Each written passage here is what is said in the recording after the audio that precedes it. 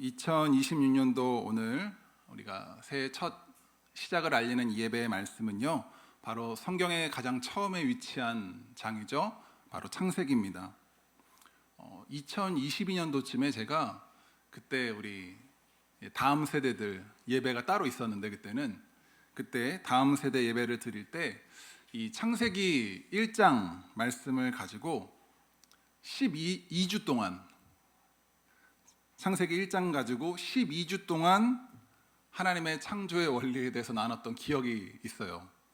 대단하죠? 창세기 한 장만 가지고 어떻게 12주를 말씀을 할 수 있을까요, 여러분? 할 수 있습니다. 그때 저는 굉장히 기분이 좋았어요. 막 말씀을 전하면서도 막 한 절을 막 되게 굉장히 막 여러 번 집요하게 파가지고 그렇게 말씀을 나누는데 기억이 납니다. 그래서 창세기가 기억이 나요.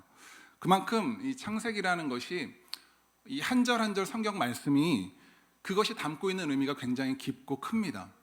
그리고 창세기에는 그 한 절 말씀 한 절 한 절과 또 한 장 한 장 사이에 있는 그 시간적인 그 차이와 배경이 굉장히 넓습니다. 그래서 우리가 이제 올 한 해 2026년도 창세기 이제 말씀을 볼 건데요. 먼저 간단하게 좀 배경을 살펴보자면, 창세기의 저자는 누가 지었다라고 직접 기록되어 있지는 않지만 그 창세기가 발견된 그 역사적인 사본과 그 다음에 그런 여러 가지 근거들을 토대로 많은 성경학자들이 이 창세기를 지은 사람을 성경의 모세로 보고 있습니다. 모세는 창세기뿐만이 아니라 우리가 모세오경이라고 해서 창세기, 출애굽기, 레위기, 민수기, 신명기까지 다 지었다고 보죠.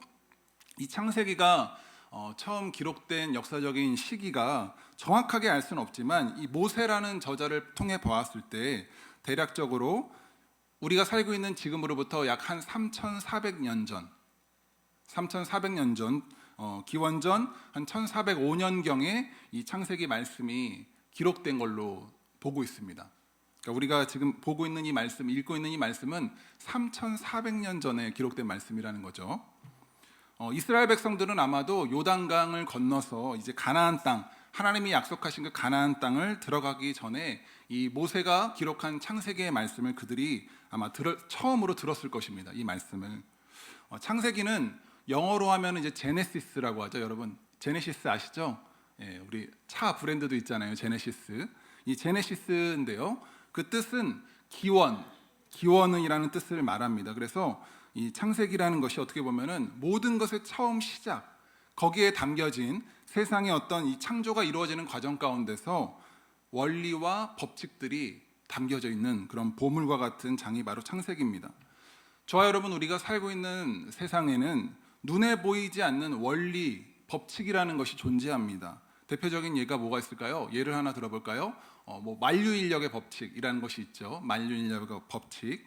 제가 만약에 여기서 이 만류인력의 법칙에 따라서 제가 이 리모컨을 만약에 이렇게 하늘을 향해 던지게 되면 어떤 일이 일어나게 될까요? 한번 해볼까요? 어떤 일이 벌어지는지? 어떻게 될까요? 떨어지겠죠. 네, 떨어지겠죠. 왜 그렇죠? 왜 이게 떨어져야 되죠? 그렇죠. 여러분 과학 공부를 열심히 하셨나 본데요. 우리 지구에는 우리의 눈에 보이지 않지만 어떤 힘이 존재하죠? 중력이라는 힘이 있습니다. 당기는 힘이 있다는 것이죠. 그래서 이거 던지면은 이렇게 떨어집니다. 이것을 처음 발명한 그 아이작 뉴턴이라는 만류인력의 법칙이라는 것이 생겼잖아요. 세상에는 법칙이라는 것이 있습니다, 여러분. 법칙. 영적인 것에도 법칙이 있습니다, 여러분. 만약에 사람이 이러한 원리나 법칙에 대해서 나는 그거 인정하지 않아, 난 그걸 받아들일 수 없어 라고 한다면, 부정한다면 어떤 일이 생기게 될까요? 그는 아마도 아무리 애를 쓰고 노력해도 원리와 법칙을 부정하는 사람은 열매를 얻기가 어렵습니다. 반면에 원리와 법칙을 알고 있으면요, 그 사람이 크게 애쓰고 수고하고 노력하지 않아도 그러한 원리와 법칙대로 행동하기만 한다면 어떻게 될까요? 그대로 이루어지겠죠. 예를 들어서 이게 떨어지는 것처럼, 떨어지는 것처럼 말이죠. 그냥 크게 노력하지 않아도 자연스럽게 떨어지는 것입니다. 그것이 바로 원리와 법칙의 힘입니다. 창세기에는 세상을 창조하신 하나님의 원리와 법칙이 담겨져 있습니다. 특별히 오늘 우리가 읽은 이 2장에는요, 그분이 만드신 사람, 저와 여러분, 사람에 대한 원리와 법칙이 나옵니다. 어떤 것들이 있는지 한번 말씀을 통해서 자세히 살펴보겠습니다. 먼저 4절에서 6절 말씀을 우리 같이 읽습니다. 4절에서 6절 말씀 시작.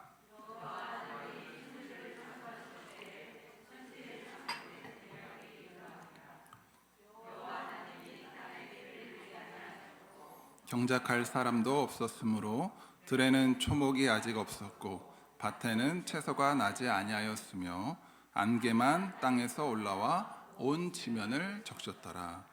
오늘 이 창세기에서 4절 5절 말씀, 우리가 읽은 4절 5절 말씀은 하나님의 창조의 역사 가운데서 셋째 날, 그러니까 나무들과 채소가 생겨나기 전에 그런 모습을 보여주고 있습니다.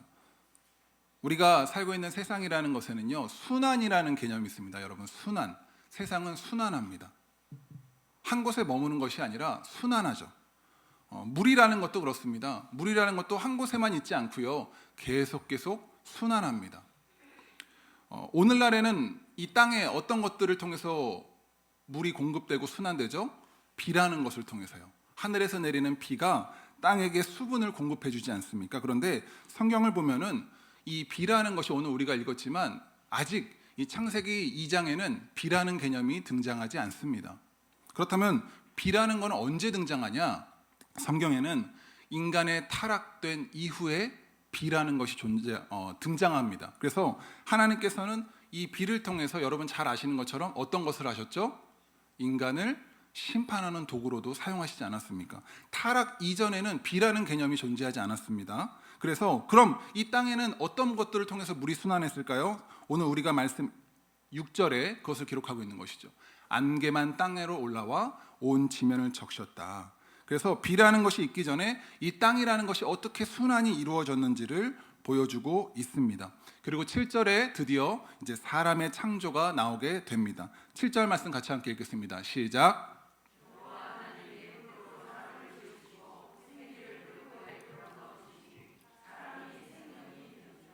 네, 하나님께서 이제 모든 우리가 살아갈 수 있는 이 땅의 환경을 다 조성하신 하나님이 이제 마지막으로 인간을 만드시는데요. 인간을 만드실 때 하나님의 창조의 원리와 법칙이 등장합니다. 그것이 바로 첫 번째로 바로 이것입니다. 첫 번째, 흙 그리고 생기로 지음을 받았다는 것입니다. 인간은 성경이 말하는 인간은 흙과 생기로 지음받은 존재입니다. 여러분, 이 히브리어 성경 원어에 보니까 7절 말씀에 이 사람이라는 말, 히브리어 성경에는 뭐라고 기록되어 있냐면 사람, 그가 아담이라고 기록되어 있습니다. 아담. 그러니까 아담이라는 우리가 흔히 말하는 그 말의 뜻은 뭐냐면은 인간을 말하는 것입니다. 인간, 아담, 사람. 아담이 그래서 사람을 온 인류를 대표하는 존재가 될 수 있는 것이죠. 근데 그 사람은 두 가지의 재료로 만들어졌습니다. 첫 번째가 흙, 두 번째가 생기였습니다. 인간은 이 두 가지를 가지고 만들어진 존재입니다. 흙이라는 것은 다른 말로는 티끌 또는 가루, 그리고 진토, 재라는 말로도 번역이 됩니다. 그런데 이러한 것들의 특징은 무엇이냐면요, 바로 사그러지고 부셔진다는 특징이 있는 것입니다. 사그러지고 부셔진다라는 특징.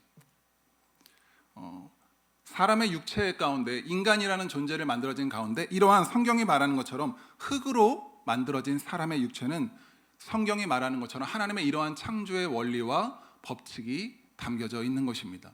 저와 여러분의 육체는 흙으로 이런 부스러지는 것들로 만들어져 있다. 여러분 이것을 인정하시나요? 이 원리를 받아들이십니까? 저는 인정 못해요 라고 하시는 분 계십니까?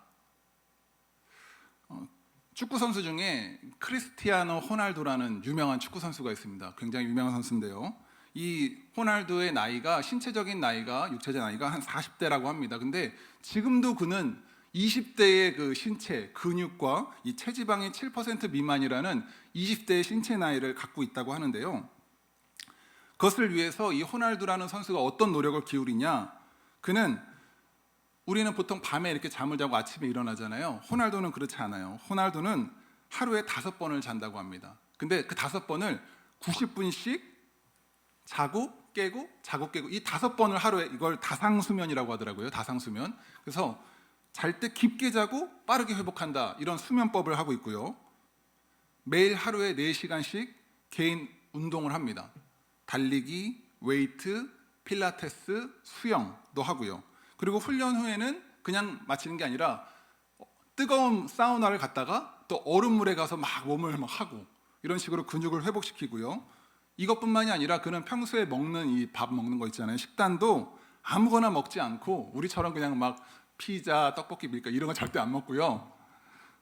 철저히 맛보다 기능 위주로 먹는다고 해요. 그래서 닭가슴살, 생선, 달걀 위주로 하루에 6끼를 소량씩 이렇게 섭취한다고 합니다. 최고의 육체, 운동선수로서, 축구선수로서 최고의 육체를 그가 갖기 위해서, 유지하기 위해서 이렇게 관리하는 노력들을 여러분 하실 수 있겠습니까? 여러분 하실 수 있겠어요? 말로만 들어도 고통스럽지 않으십니까?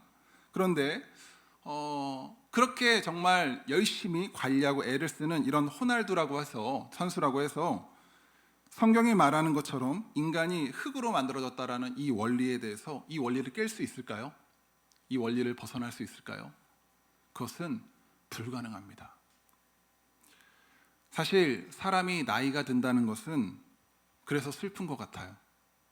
여러분은 아마 웃으실지도 모르겠지만 저는 이제 40대잖아요. 슬픕니다. 30대 때랑은 너무 다른 것 같아요. 벌써 이렇게 지금 여러분들 표정이, 목사님 진짜, 내가 진짜 목사님 나이대로 돌아간다면 난 진짜 하늘을 날 것 같은데, 그런데 정말로 30대 때와 40대 때는 또 다른 것 같아요. 많이 다른 것 같아요. 점점 몸이 저한테 사인을 줍니다. 말하지 않았던 몸들이 사인을 주죠. 아마 이제 세월이 지나면 지날수록 이것은 더해지겠죠. 그렇죠? 점점 우리 몸에서 아픈 곳들이 많아지게 될 것이고요. 몸에서 고장나는 것들, 녹슨 것들이 이제는 내 삶의 일상이 될 것입니다. 왜 그렇죠? 바로 우리가 만들어진 원리 때문입니다. 우리는 흙으로 만들어진 존재입니다. 흙으로.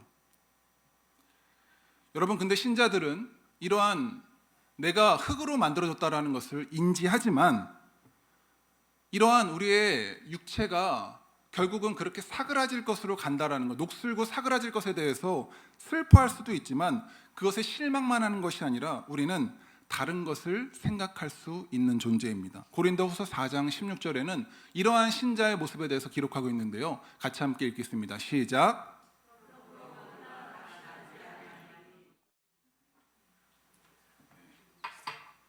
중력의 법칙입니다. 여러분, 고린도후서에서, 성경에서 바울은 뭐라고 고백합니까?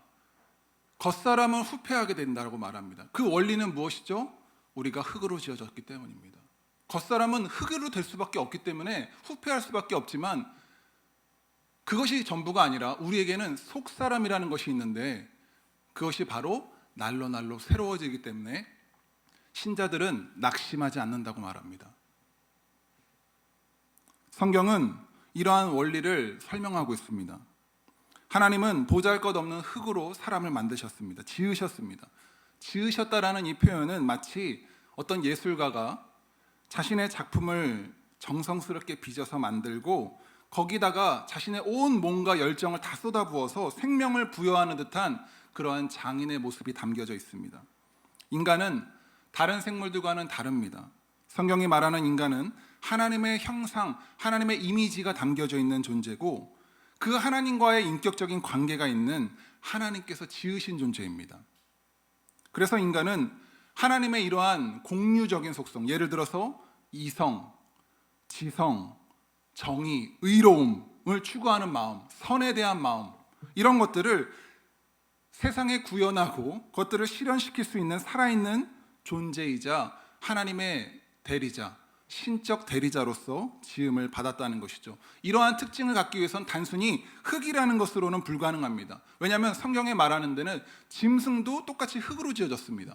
우리랑 크게 다르지 않습니다. 하지만 인간이 그들과 다른 것은 바로 그 흙 가운데 하나님께서 후 하고 불어넣으신 그분의 생기가 우리에겐 있기 때문입니다. 원어적 의미로 이 생기라는 것은 생명의 기운을 말합니다. 이 생명의 기운이 흙에 빚어진 흙으로 들어가서 비로소 그가 생령, 살아있는 영이 된 것입니다. 우리에게는 겉사람만 있는 것이 아닙니다. 우리에겐 이러한 살아있는 생기, 속사람도 있는 것입니다. 겉사람은 후패하지만 속사람은 날로 날로 새로워질 수 있는 것입니다. 후패하지 않는 것에 하나님께서 담으신 그 생명의 기운이 바로 저와 여러분의 속사람에게 담겨져 있기 때문이죠. 신자는 이것을 알아야 합니다. 내가 이 땅을 사는 동안 내가 무엇에 더 관심을 갖고 무엇을 더 투자할지 현명하게 결정하는 자들이 바로 신자인 것입니다. 계속해서 우리 말씀 8절에서 14절 말씀 같이 읽겠습니다. 8절에서 14절 시작.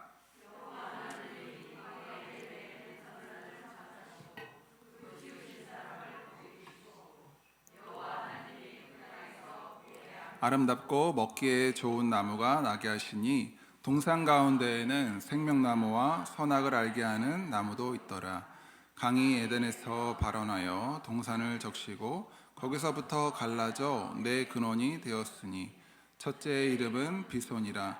금이 있는 하윌라 온 땅에 둘렀으며 그 땅의 금은 정금이요 그곳에는 베들리엄과 호마노도 있으며 둘째 땅의 이름은 기온이라. 구스 온 땅에 둘렀고 셋째 강의 이름은 히데겔이라. 아수르 동편으로 흐르며 넷째 강은 유브라데더라. 아멘. 성경에 이 에덴 동산이라는 곳이 등장하죠. 이 에덴 동산은 오늘 우리가 읽은 것처럼 모든 보석 그리고 광물이 있는 아름다운 동산, 그 에덴이라는 이름의 뜻처럼 충만한 기쁨의 낙원입니다.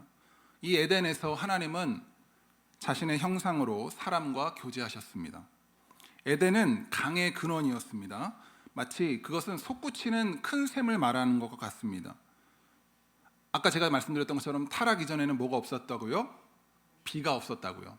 에덴으로부터 물이 솟구쳐 올랐습니다. 고대 사람 바벨론, 특별히 이 바벨론 지역의 사람들은요, 이런 사막 가운데 있는 오아시스, 샘물이 흘러나오는 이런 오아시스 같이 흐르는 그런 초원들을 에데누라고 불렀다고 합니다. 에덴. 에덴의 정확한 위치는 알 수 없습니다.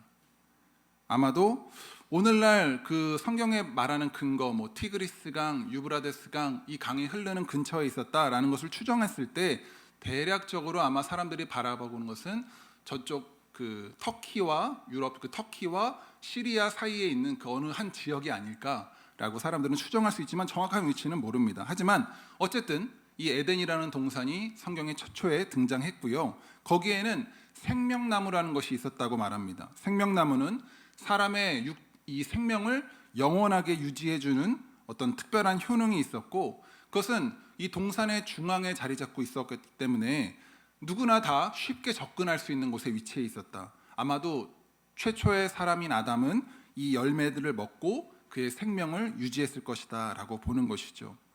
영원한 생명을 약속하는 이 생명나무, 이 생명나무는 창세기뿐만 아니라 성경 계시록 22장에도 나옵니다. 계시록 22장에 예수 그리스도의 재림 이후 하나님께서 우리를 위해서, 믿는 신자들을 위해서 만들어 놓으신 그 새 하늘과 새 땅이라는 곳에 이 오늘 창세기에 읽었던 이 생명나무가 또다시 등장하는데, 우리 같이 읽어볼까요? 22장 2절 시작.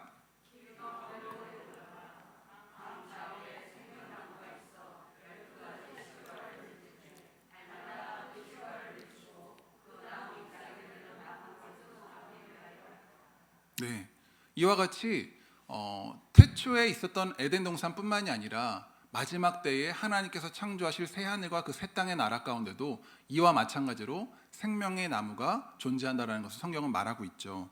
천국이라는 곳, 우리가 언젠가 가게 될 그 천국이라는 곳은 마치 이 태초의 에덴과도 같지 않을까 생각합니다. 에덴. 인간이 타락함으로 말미암아 그 낙원을 잃어버린 에덴은 실낙원이 됐지만 예수 그리스도께서 이 땅에 다시 오심으로 말미암아 그 잃어버린 실낙원이 다시 복구되고 회복되는 복낙원 에덴이 되는 것이죠. 거기에는 이 생명나무뿐만 아니라 선악을 알게 하는 나무도 있었다라고 성경은 말하죠. 그런데 이 선악과라는 것이 어떻게 보면 어떤 특별한 능력이 있는 나무라고 사람들은 보기보다는 이 선악과라는 나무가 인간이 하나님께 순종을 할지 하지 않을지를 알아보게 하는 어떠한 시험대 역할을, 그렇게 시험대로서 쓰임을 받았다. 별반 큰 다른 나무들과 다를 게 없지만, 능력이 있지 않지만 그 나무가 그렇게 쓰임 받았다라고 봅니다. 성경은 인간이 이 땅을 만드신 창조주의 원리와 법칙, 그 질서를 따르는 것에 대해서 선이라고 말하고, 그것을 거부하며 따르지 않는 것을 악이다라고 말합니다. 만약에 이 원리대로 아담이 선악과를 따먹지 말라라는 그 하나님의 말씀에 순종했다면, 그가 그것을 불순종하지 않았다면 인간이라는 존재는 이 악이라는 것을 알 수 없었겠죠. 두 번째로 우리가 인간 창조의 원리와 법칙을 보겠습니다. 그것은 바로 일과 노동에 대한 것입니다. 일과 노동. 15절 말씀 우리 같이 한번 읽어볼까요? 15절 말씀 시작.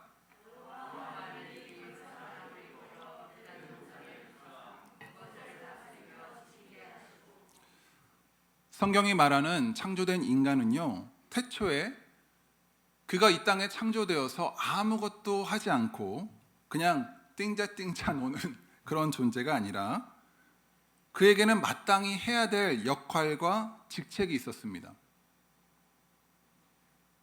에덴을 다스리면서 지켜야만 하는 그런 역할이 있었다는 것이죠. 인간에게 일과 노동이라는 것이 하나님에게 있어서도 매우 중요하고 어찌 보면은 존엄한 부분임을 성경은 말하고 있습니다. 물론 인간이 타락한 이후에 이러한 일과 노동이라는 것이 우리 사람에게 있어서는 굉장한 수고와 또한 고통이 되었지만, 태초에 말하는 인간에게는 이러한 하나님께서 우리에게 주신 일과 노동이라는 것은 굉장히 소중한 것이고 존귀한 것이었습니다.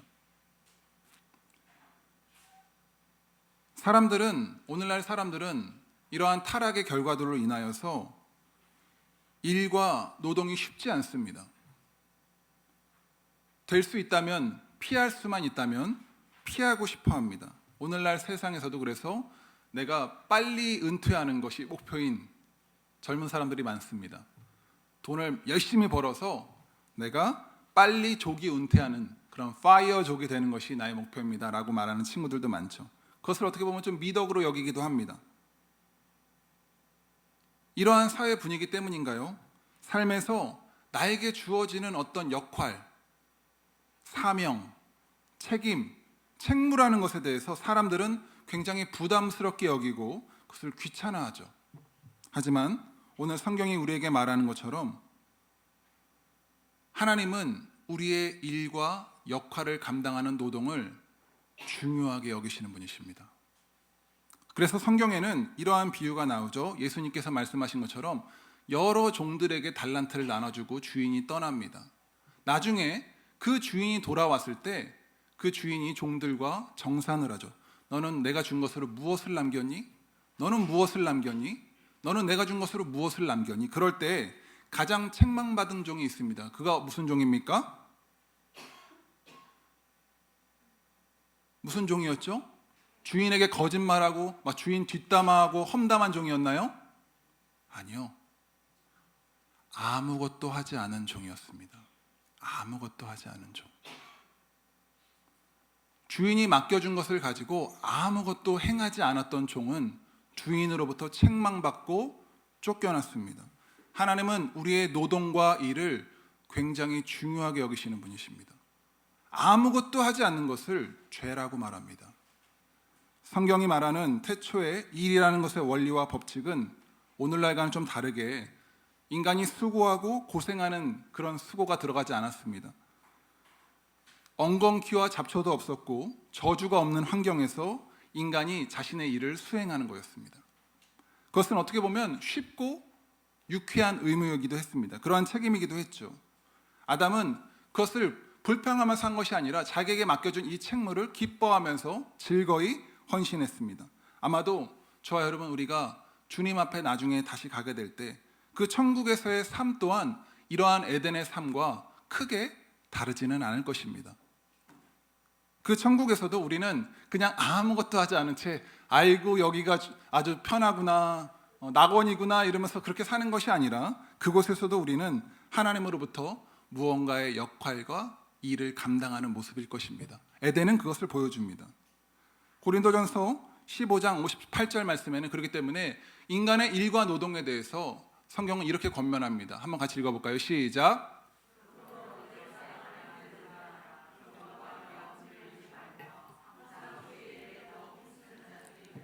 이는 너희 수고가 주 안에서 헛되지 않은 줄을 알미라.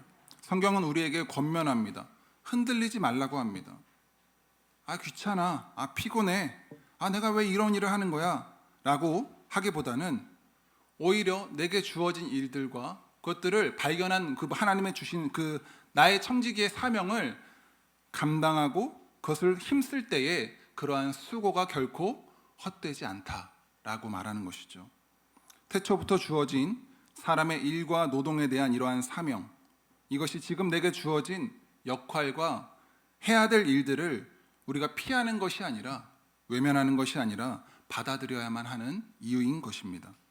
계속해서 우리 16장 17절 말씀을 같이 읽겠습니다. 16절 17절 시작.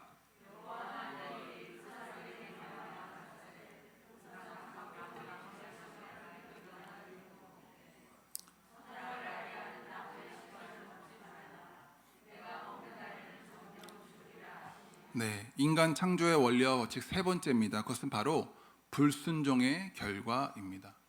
불순종과 죽음입니다. 수많은 나무의 실과 가운데서 한 나무를 하나님이 지목하셨죠. 그 나무는 사람으로 하여금 하나님께 순종하는지 아니면 불순종하는지를 테스트하는 나무였습니다. 하나님은 모든 나무의 실과를 먹도록 허락하셨지만 유일하게 한 나무를 먹지 말라고 하셨습니다. 여러분, 이 이야기의 결론은 저와 여러분이 다 알죠. 그 결말은 어떻게 되죠? 사람은 그 열매를 먹었습니다. 성경이 말하는 죽음이라는 것이 그 개념을, 의미를 보면요, 분리라는 개념을 성경은 말합니다. 분리. 죽음은 분리되는 것입니다. 분리되는 것. 육과 영이 분리되는 것. 그리고 영과 영이 분리되는 것. 우리는 죽음에 대한 이 성경이 말하는 의미를 잘 알아야 됩니다. 죽음이라는 것은 인간이 하나님께 불순종하는 순간 우리에게 찾아온 것입니다. 인간이 하나님께 대해서 불순종하는 그런 마음과 태도와 행동이라는 것을 통해서 인간이라는 존재는 악이라는 것을 알게 됐고, 그 악을 통해서 그 결과는 죽음이 찾아온 것이죠. 여러분, 아까 우리 제1법칙 기억하시죠? 인간은 뭐로 만들어져 있습니까? 흙과 생기라는 것으로 만들어져 있다고 했습니다.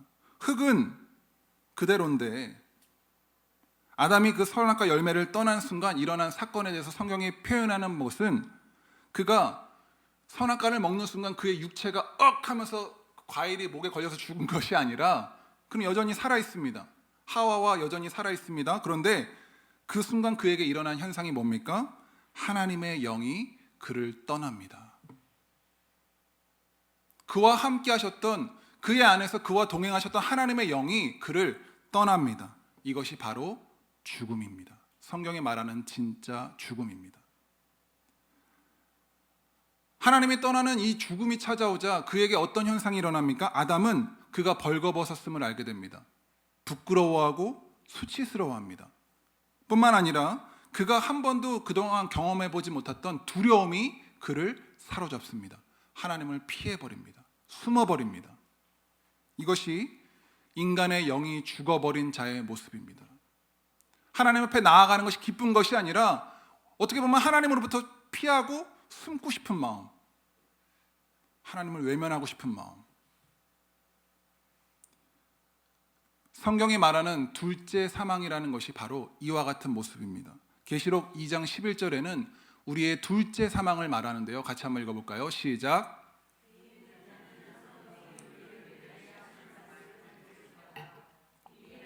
둘째 사망의 해를.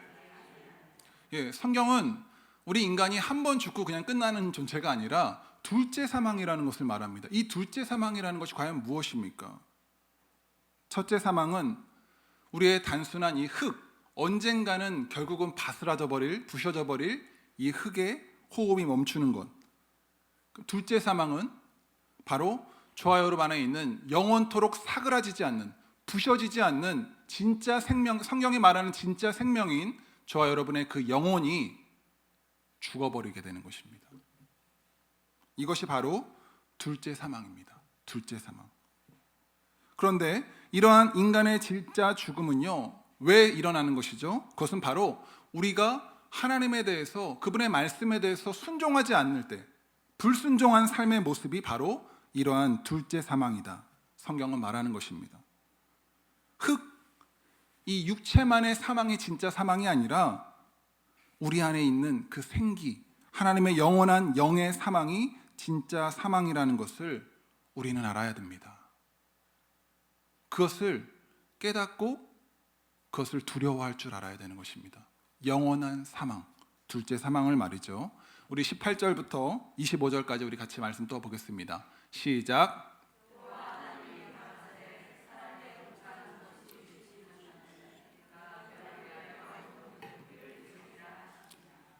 여호와 하나님이 흙으로 각종 들짐승과 공중의 각종 새를 지으시고 아담이 어떻게 이름을 짓나 보시려고 그것들을 그에게로 이끌어 이르시니 아담이 각 생물을 일컫는 바가 곧 그 이름이라.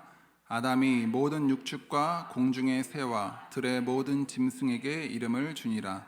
아담이 돕는 배필이 없으므로 여호와 하나님이 아담을 깊이 잠들게 하시니 잠들매 그가 그 갈빗대 하나를 취하고 살로 대신 채우고 여호와 하나님이 아담에게서 취하신 그 갈빗대로 여자를 만드시고 그를 아담에게로 이끌어 오시니 아담이 가로되 이는 내 뼈 중에 뼈요 살 중에 살이라. 이것을 남자에게서 취하였은즉 여자라 칭하리라 하니라. 이러므로 남자가 부모를 떠나 그 아내와 연합하여 둘이 한 몸을 이룰지로다. 아담과 그 아내 두 사람이 벌거벗었으나 부끄러워 아니하니라.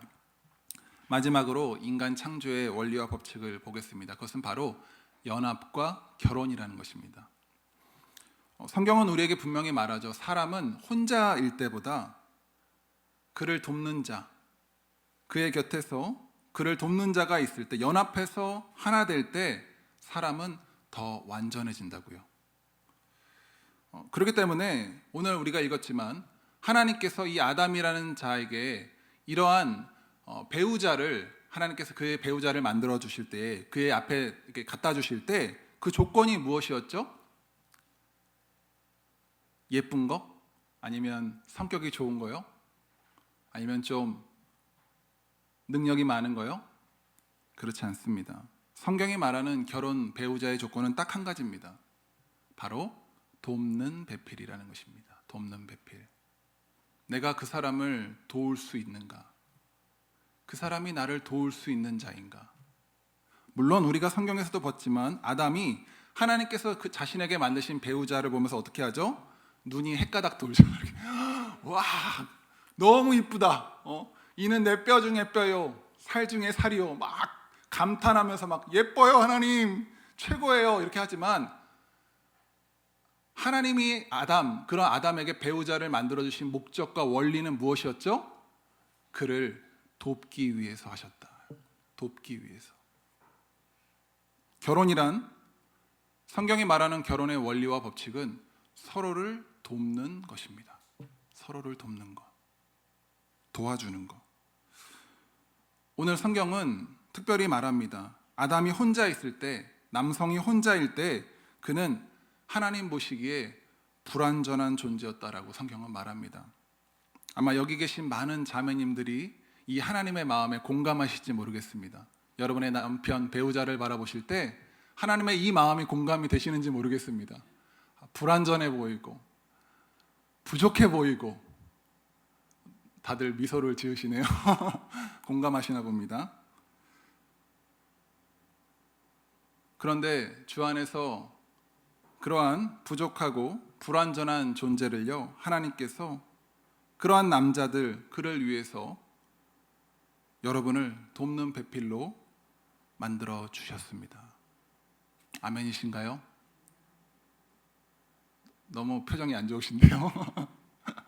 내 생각에는 나의 배우자가 나를 정말 막 채워주고 만족시켜주고 내가 원하는 걸 다 이렇게 들어주고 이루어주는 사람이면 참 좋겠는데, 성경이 말하는 이 결혼의 원리와 법칙을 보니까 불완전하고 부족한 그 사람을 도우라고 하나님이 결혼이라는 것을 만드셨답니다. 특별히 우리 여성분들에게 말이죠. 성경은 말합니다. 남성으로부터 여성이 왔다. 그래서 최초의 남자였던 이 아담이 자신의 아내인 이 하와를 보면서 남성인 자신을 가리키는 이 이쉬라는 말로부터 이 아담이 이 여성에 대해서 고백하는 것이 바로 이샤라고 고백합니다. 이쉬가 이샤를 말합니다. 영어도 이런 히브리어의 원어에 그 담겨진 의미와 비슷하게요, 바로 여러분 잘 아시는 것처럼 남성의 영어로 뭐죠? man입니다. 여성은요, woman. 이 man으로부터 woman이 파생되지 않았습니까? 그렇다고 해서 여러분, 그러면 남자가 더 우월한 존재일까요? 남성이 더 뭔가 더 가치 있고 귀한 존재일까요? 그렇지 않습니다. 성경은 분명히 말합니다. 남성과 여성은 하나님의 형상을 따라 동등하게 그 하나님의 공유적인 속성을 함께 나누었고요, 동등한 위치와 자리에서 하나님이 그들에게 맡기신 창조 세계를 함께 다스렸다라고 말합니다. 함께 동등한 위치와 자리에서. 그렇지만 하나님은 어쨌든 자신의 그 계획하심에 따라서 단순히 이들의 차이를 두셨습니다. 그것은 바로 신체적인 차이였습니다. 왜냐? 하나님의 계획 가운데서 그들에게 향하신 축복, 생육하고 번성하고 땅에 충만하라라는 이 하나님의 계획, 그분의 명령을 수행하도록 하기 위해서 남성과 여성의 이러한 신체적인 차이를 만드셨음을 성경은 말합니다. 하지만 그렇다고 해서 그 남성과 여성의 가치가 틀린 것이냐? 그렇지 않다라는 것이죠. 그렇기 때문에 이러한 원리를, 성경의 원리를 잘 안다면 우리는 다음과 같은 행동을 하지 않을 것입니다. 만약에 어떤 남자가 자신의 아내보다, 자신의 여성보다도 더 우월한 존재로서 서기 원한다면 어떻게 되겠습니까? 만약에 여성이 자신의 남성보다, 배우자보다 더 우월한 존재로서 존재하기 원한다면 어떻게 되겠습니까? 그것은 하나님께서 만들어 두신 이 결혼, 창조의 원리와 법칙을 무시하는 것이고, 그 결과는 좋을 수가 없다라는 것입니다. 남성과 여성의 연합된 이 결혼에 대해서 성경의 원리가 나오는데요, 오늘 말씀 24절에는 이렇게 기록합니다. 이러므로 남자가 그 부모를 떠나 여자와 연합하여 둘이 한 몸을 이룰지로다. 성경이 말하는 이러한 결혼의 원리, 그것은 바로 무엇이냐? 그들이 부모를 떠나야 하는 것입니다. 부모를 떠나 서로 연합하여서 한 몸을 이루라 라는 것이 하나님께서 이 결혼에게 담겨두신 원리와 법칙입니다. 부모를 떠난다는 것, 그것이 자녀로 하여금 자신의 부모를 공경하고 책임진 의무로부터 벗어나게 하는 것일까요? 성경은 그렇게 말하지는 않습니다. 결혼한 자식이라고 해서 부모를 떠나서 아예 신경도 안 쓰고 알아서 사세요 라고 그렇게 내버려 두는 것이냐? 그렇다면 십계명에 왜 내 부모를 공경하라라는 명령을 하나님이 하셨겠습니까? 그렇지 않다는 것입니다.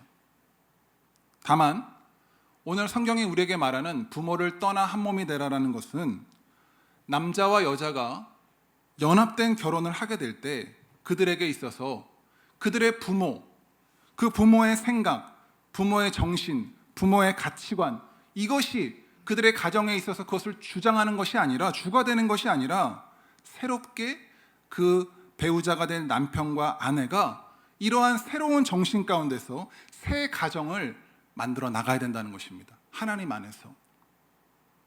그리고 뿐만 아니라 이제는 서로에게 대해서 그 어떤 것보다도 가장 우선시되는 책임이 주어진다는 것입니다.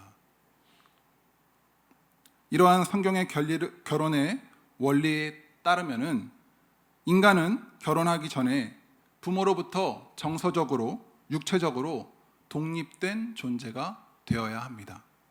부모는 자녀를 양육할 때 그 자녀를 어떻게 양육할 것인지에 대해서 성경의 원리대로라면은 이 자녀를 부모로부터 독립된 존재로 키워야 될 의무가 있게 되는 것이죠.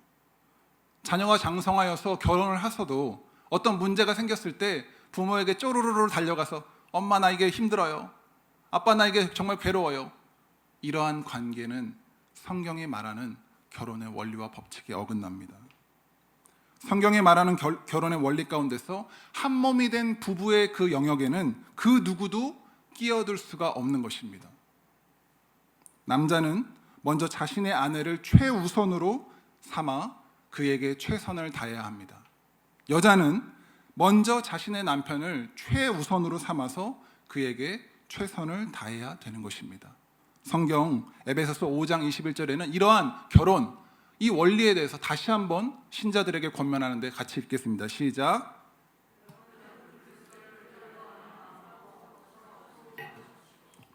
아내되니 여러분 남편에게 하기를 주님께 하듯 하십시오.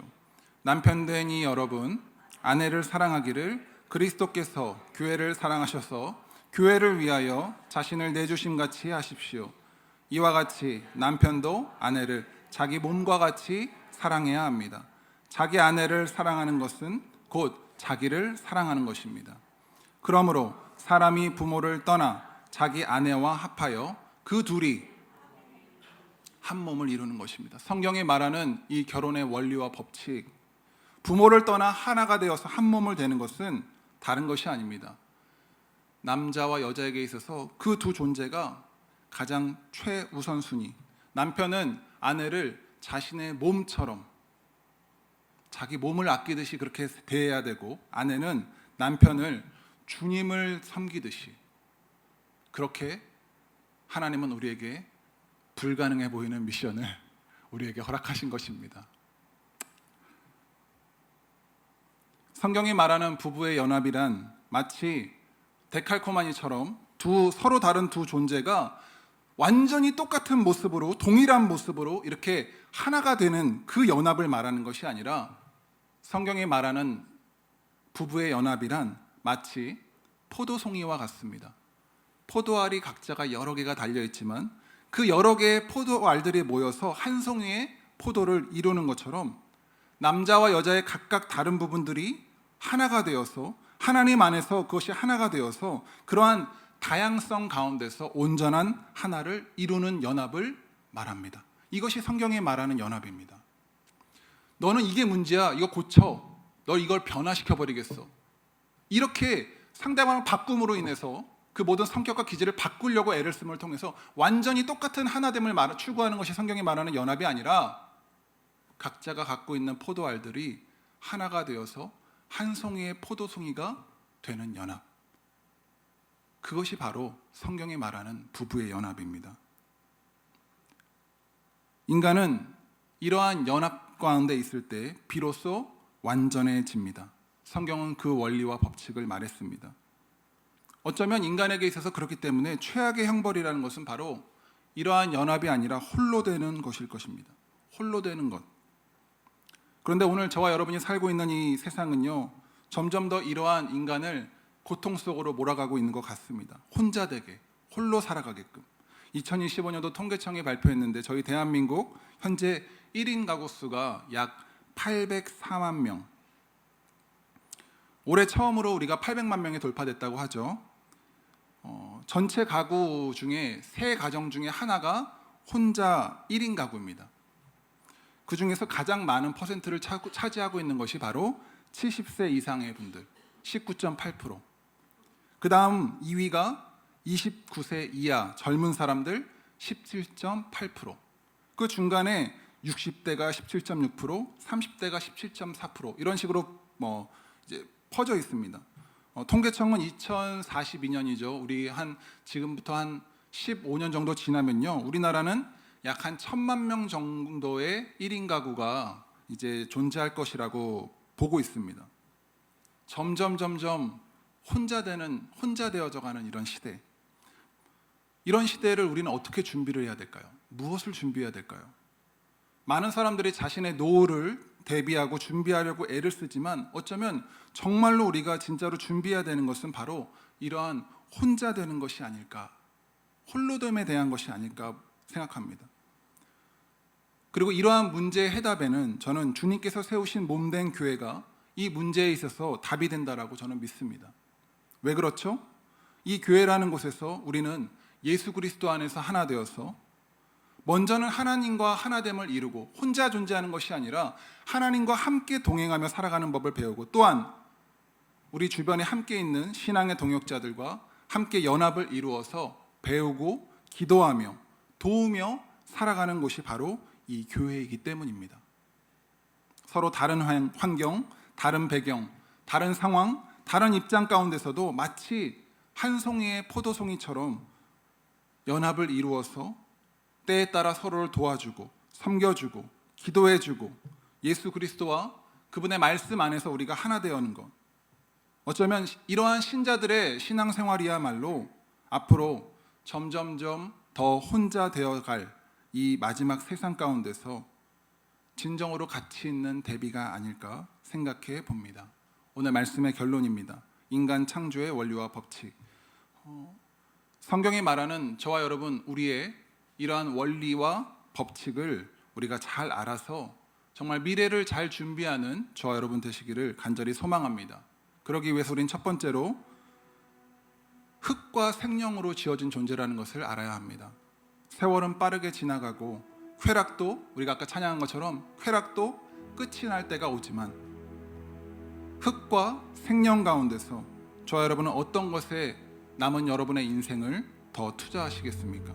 두 번째, 우리는 놀기 위해서 태어난 존재가 아니라 하나님 안에서 맡은 바 사명과 감당할 역할을 받은 존재라는 것입니다.